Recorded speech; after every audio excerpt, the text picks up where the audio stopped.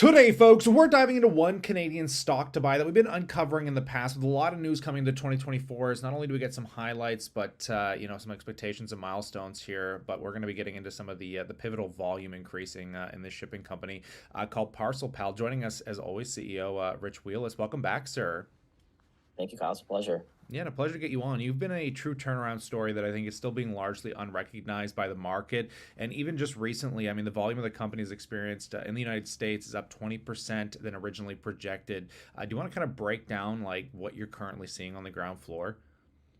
Yeah, I mean, a lot of it had to do. We just had a really busy peak season in Utah. That's been a lot of it. There was a lot of snow. There's been a lot of people. We deliver a lot of heavy items as well. So, skis, beds. I mean, pretty much anything you think that we could deliver. A lot of times people think we're just delivering these small envelopes, but a lot of it is heavy bulk stuff. So, we've had to get additional vehicles for the overflow volume as well. So it's been good. We've had, just had to bring in more drivers, that kind of stuff too. So from the original projections, we just had, a pretty crazy volume, peak season, which has been nice. We saw it carry over into January as well. So it's a good sign to start for sure. Yeah. And you saw, what you saw yesterday, for instance, UPS laid off some workers, but our business has still been great, and we see things continuing to grow and expand. No, that's awesome. And you kind of, in this year anyways, you're kind of expanding in your warehouse division, I believe, with an LOI from a significant data center equipment manufacturer. Do you want to kind of Hmm. break down exactly what's going on with that as well?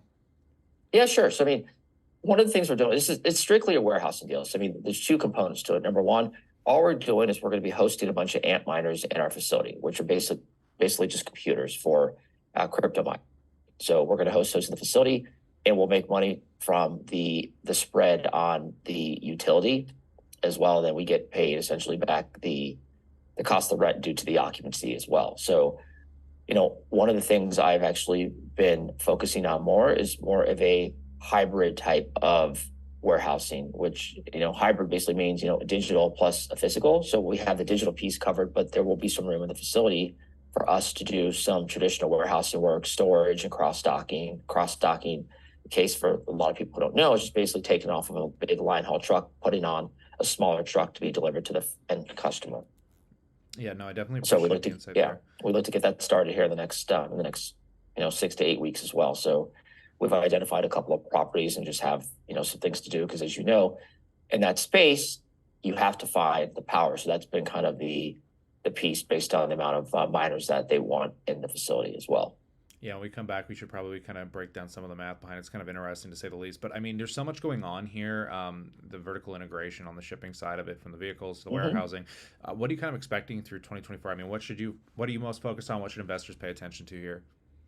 Yeah, I think there's going to be opportunities to do much more higher margin things, less about the people oriented in delivering the packages, looking more into the tech side of things. Also, the warehousing side, we actually just brought in a new board member who has a very, very deep tech experience. We announced that yesterday, and Michael's going to be a great asset to the team and fits in perfectly with what we're looking to do. And I've worked with Michael before as well, and in prior companies and had a lot of success. So looking forward to some of the things and initiatives that we have that we've been drumming up to come to fruition here over the next year or two as well. So it's going to be an exciting time as well. Well, on that note, I'll pass it off to the viewers. We'd love to know what you think, and consider subscribing, because when news and catalysts continue to come down the wire, of course, we're going to bring it to you here. But on that note, as always, we look forward to catching you in the next one.